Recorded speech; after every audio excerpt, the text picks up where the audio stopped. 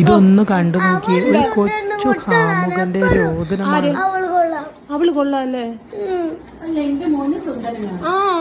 അല്ല പക്ഷെ എന്നെ കൊല്ലൂല പറയുന്നുണ്ട്.